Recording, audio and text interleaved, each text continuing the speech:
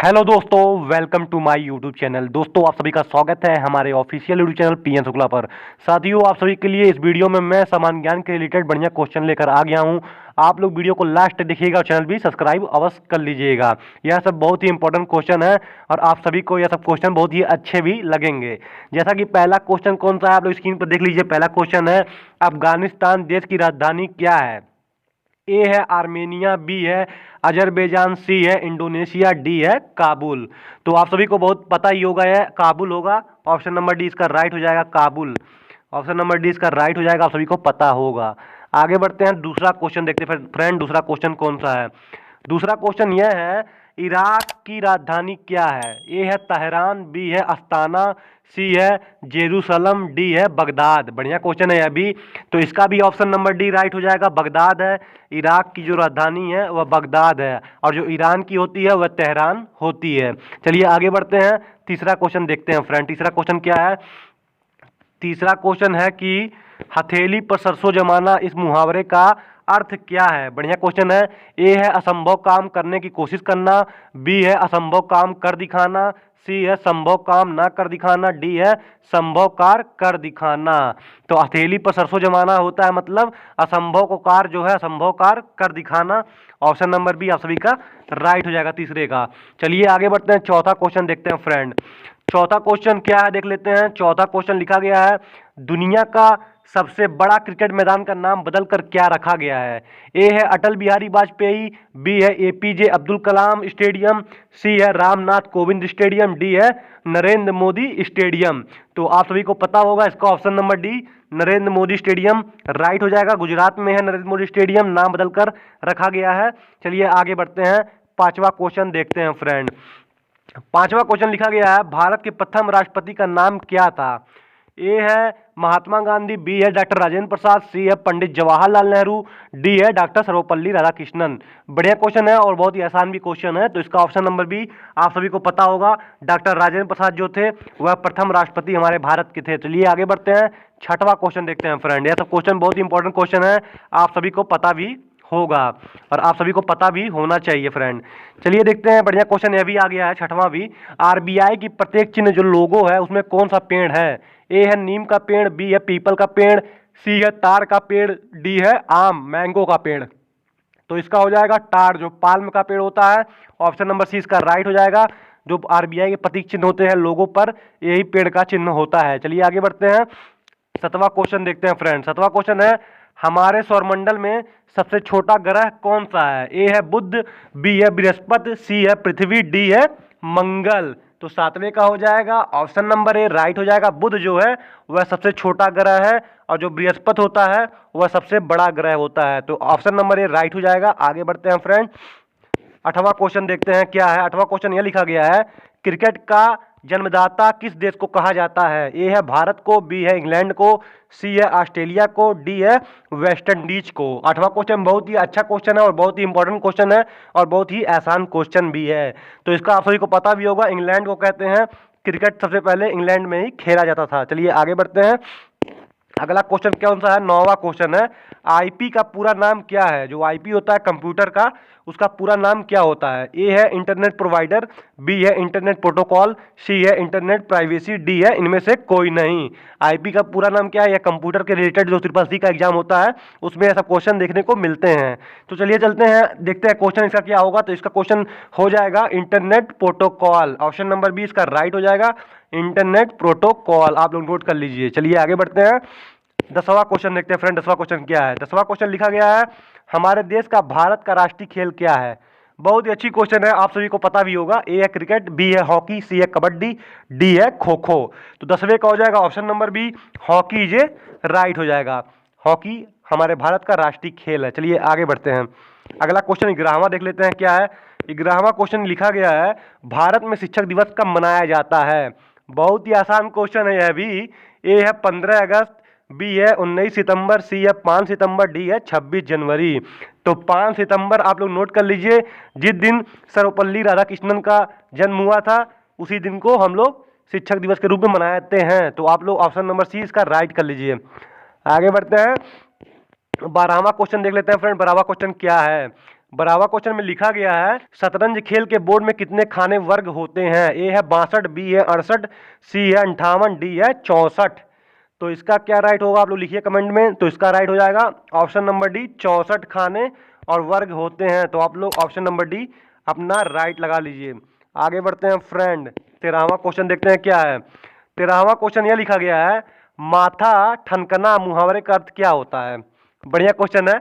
ए है गंभीर होना, बी है सर दर्द होना, सी है शक हो जाना, डी है शक ना होना। तो 13वें का हो जाएगा ऑप्शन नंबर डी, शक ना होना राइट हो जाएगा। शक ना होना ऑप्शन नंबर डी 13वें का राइट हो जाएगा। चलिए आगे बढ़ते हैं, 14वां देख लेते हैं। 14वां क्वेश्चन है फ्रेंड, बढ़िया क्वेश्चन है अभी है। निम्न में से कौन सा रंग शांति का प्रतीक माना गया है। ए है पीला रंग, बी है सफेद रंग, सी है भगवा रंग, डी है हरा रंग। तो इसका हो जाएगा शांति का प्रतीक सफेद रंग हो जाएगा। ऑप्शन नंबर बी आप लोग राइट कर लीजिए। जो सफेद कपड़ा होता है वह शांति का प्रतीक होता है। चलते हैं आगे बढ़ते हैं, 15वां क्वेश्चन फ्रेंड देख लेते हैं। गौतम बुद्ध के बचपन का नाम क्या था। बढ़िया क्वेश्चन है। ए है गौतम, बी है अर्जुन, सी है सिद्धार्थ, डी है बुद्ध। तो 15वें का आप सभी को पता भी होगा, ऑप्शन नंबर सी आप लोग राइट लगा लीजिए, सिद्धार्थ नाम था। ऑप्शन नंबर सी आप लोग राइट कर लीजिए। चलिए आगे बढ़ते हैं, 16वां क्वेश्चन देखते हैं फ्रेंड। 16वां क्वेश्चन यह है कि जो राष्ट्रीय है वंदे मातरम उसके रचयिता कौन है। ए है महात्मा गांधी, बी है बंकिम चंद्र चट्टोपाध्याय, सी है रविन्द्रनाथ टैगोर, डी है इनमें से कोई नहीं। तो इसका तो क्वेश्चन आप सभी को आंसर पता ही होगा। Option number B Bankim Chandra Chattopadhyay आप लोग राइट लगा लीजिए। यह वंदे मातरम के रचयिता हैं और जो जनगण मनगण होता है उसके रचयिता रविन्द्रनाथ टैगोर जी हैं। चलिए आगे बढ़ते हैं, अगला क्वेश्चन क्या है देख लेते हैं। अगला क्वेश्चन है भारत का राष्ट्रीय गीत क्या है। जो भारत का राष्ट्र गीत क्या है। ए है वंदे मातरम, बी है जनगण मन, सी है मेरा भारत महान, डी है मेरे देश की धरती। तो 17वें का हो जाएगा ऑप्शन नंबर भी राइट लगा लीजिए। जनगण मन जो है वह राष्ट्र गीत होता है। जनगण मन आप लोग को पता भी होगा। चलिए आगे बढ़ते हैं, 18वां क्वेश्चन देखते हैं क्या है। 18वां क्वेश्चन यह लिखा गया है सबसे प्राचीन वेद कौन सा है। ए है अथर्ववेद, बी है सामवेद, सी है ऋग्वेद, डी है यजुर्वेद। तो 18वां भी अच्छा क्वेश्चन है, आप सभी को पता होना चाहिए इसका भी आंसर। तो 18वें का ऑप्शन नंबर सी आप लोग राइट लगा लीजिए। जो ऋग्वेद होता है वह सबसे प्राचीन वेद होता है, ऋग्वेद। चलिए आगे बढ़ते हैं, अगला क्वेश्चन देखते हैं फ्रेंड। 19वां क्वेश्चन क्या है। 19वां क्वेश्चन यह लिखा गया है भारत का सबसे बड़ा सैन्य पुरस्कार जो मिलिट्री अवार्ड होता है वह कौन सा है। ए है वीर चक्र, बी है परमवीर चक्र, सी है अशोक चक्र, डी है इनमें से कोई नहीं। तो 19वें का आप लोग राइट लगा लीजिए, ऑप्शन नंबर बी परमवीर चक्र जो होते हैं वह सबसे बड़ा मेडल होता है, सैन्य पुरस्कार सबसे बड़ा पुरस्कार इसी को होता है। तो परमवीर चक्र आप लोग राइट लगा लीजिए। चलते हैं 20वां क्वेश्चन फ्रेंड देख लेते हैं। 20वां क्वेश्चन क्या है फ्रेंड। 20वां क्वेश्चन है निम्न में से कौन सा एक सर्च इंजन नहीं है। ए है गूगल, बी है याहो, सी है विंग, डी है इंस्टाग्राम। तो आप सभी को राइट होगा क्या, इसमें आप लोग बताइए क्या होगा। तो ऑप्शन नंबर डी जो इंस्टाग्राम है वह सर्च इंजन नहीं है, बाकी सब लोग सर्च इंजन है। गूगल भी सर्च इंजन है, याहो भी है, विंग भी है, सर्च इंजन है सभी लोग जिसपे हम लोग सर्च करते हैं। और इंस्टाग्राम जो है वह एक सोशल मीडिया प्लेटफॉर्म है। चलिए आगे बढ़ते हैं, अगला क्वेश्चन 21वां देख लेते हैं। 21वां क्या है किस भारतीय राज्य को मसालों का बगीचा कहा जाता है। ए है गुजरात, बी है कर्नाटक, सी है केरल, डी है तमिलनाडु। तो इसका हो जाएगा option number C Kerala right हो जाएगा। केरल को जो है मसालों का हम लोग बगीचा कहते हैं। तो ऑप्शन नंबर सी आप लोग राइट लगा लीजिए 21वें का। चलिए आगे बढ़ते हैं, 22वां क्वेश्चन देखते हैं क्या है। 22वां क्वेश्चन 22वां लिखा गया है विश्व का सर्वाधिक मतदाताओं वाला देश कौन सा है। ए है बांग्लादेश, बी है सऊदी अरब, सी है भारत, डी है अन्य। तो 22वें का आप सभी को पता भी होगा, ऑप्शन नंबर सी राइट लगा लीजिए आप लोग। ऑप्शन नंबर सी भारत जो है वह यहाँ पर सबसे ज्यादा वोट मतदाता लोग यहीं रहते हैं। चलिए आगे बढ़ते हैं, ऑप्शन नंबर सी इसका राइट है। 23वां क्वेश्चन देखते हैं क्या है। 23वां क्वेश्चन सुबह का तारा किस ग्रह को कहा जाता है। ए है वरुण, बी है अरुण, सी है मंगल, डी है शुक्र। 23वां क्वेश्चन है तो 23वें का डी हो जाएगा, शुक्र जो है वह सुबह का तारा कहलाता है। ऑप्शन नंबर डी आप लोग राइट लगा लीजिए। चलिए आगे बढ़ते हैं, 24वां क्वेश्चन देख लेते हैं फ्रेंड। 24वां क्वेश्चन कौन सा है। 24वां क्वेश्चन है वैज्ञानिकों के अनुसार विटामिन डी का प्राकृतिक स्रोत क्या है। ए है जल, बी है अंकुरित दालें, सी है प्रातः की धूप, डी है हरी सब्जियां। तो इसका हो जाएगा ऑप्शन नंबर सी बिल्कुल राइट हो जाएगा फ्रेंड। जो सुबह सुबह का धूप होता है इसमें विटामिन डी बहुत ही ज्यादा पाया जाता है, तो इसलिए सुबह सुबह का धूप आप लोग भी अपना लीजिए और स्वस्थ रहिए friend. Option number C right लगा लीजिए। चलिए आगे बढ़ते हैं, 25वां क्वेश्चन देख लेते हैं क्या है। 25वां क्वेश्चन लिखा गया है, किस राज्य में सबसे ज्यादा सोयाबीन का उत्पादन होता है? ए है मध्य प्रदेश, बी है राजस्थान, सी है बिहार, डी है उत्तर प्रदेश। तो 25वें का ऑप्शन नंबर ए राइट लगा लीजिए friend. Option number A right है, यहां पर सोयाबीन सबसे अधिक उत्पादित होता है। चलिए आगे बढ़ते हैं, 26वां क्वेश्चन को देख लेते हैं क्या है। 26वां क्वेश्चन लिखा गया फ्रेंड, निम्नलिखित में से कौन सा तत्व सबसे कठोर होता है? ए है शीशा, बी है हीरा, सी है एल्यूमिनियम, डी है ग्रेफाइट।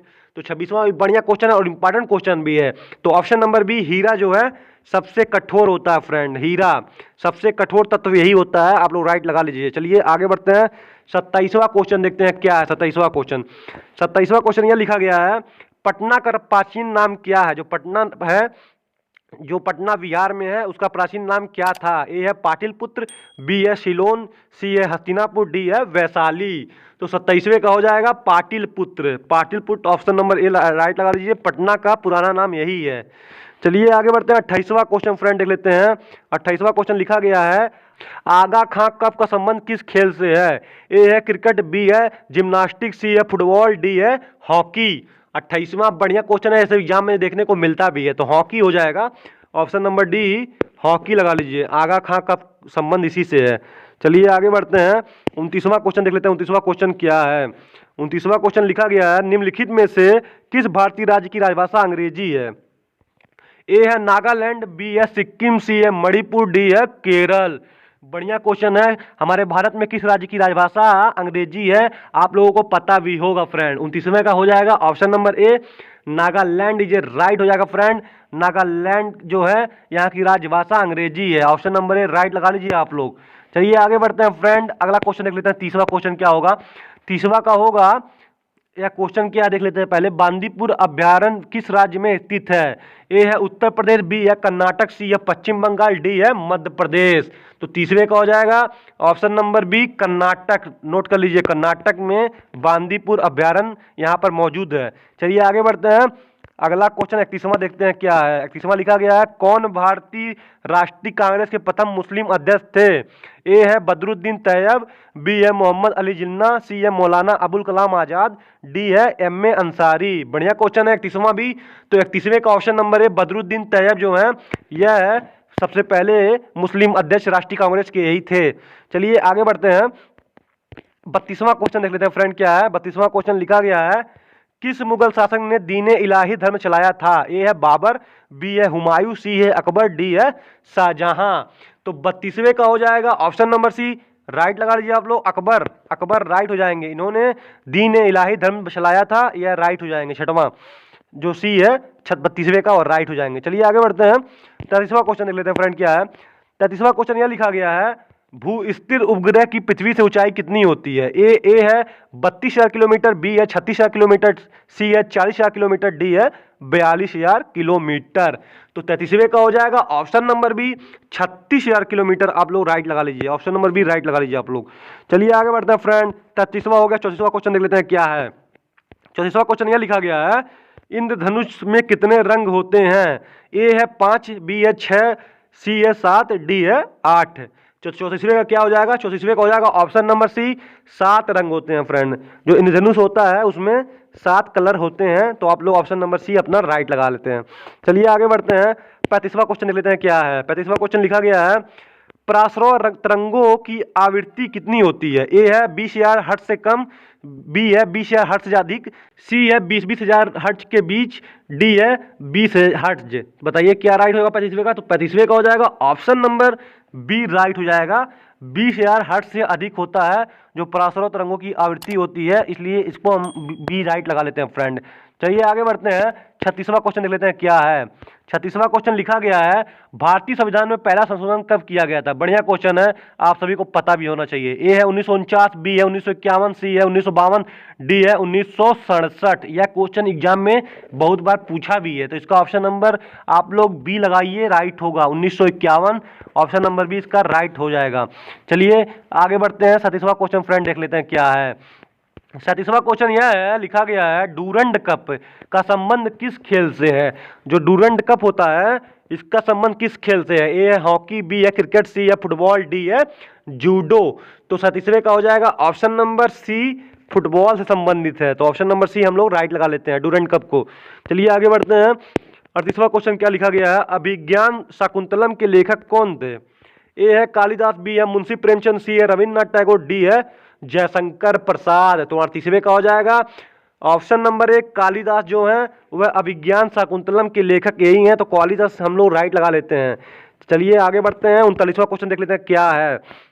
39वां क्वेश्चन फ्रेंड है, भारत के पहले कानून मंत्री कौन थे? बहुत ही बढ़िया क्वेश्चन है यह भी। ए है डॉक्टर सर्वपल्ली राधाकृष्णन, बी है डॉक्टर भीमराव अम्बेडकर, सी है सरदार वल्लभ भाई पटेल, डी है अबुल कलाम आजाद।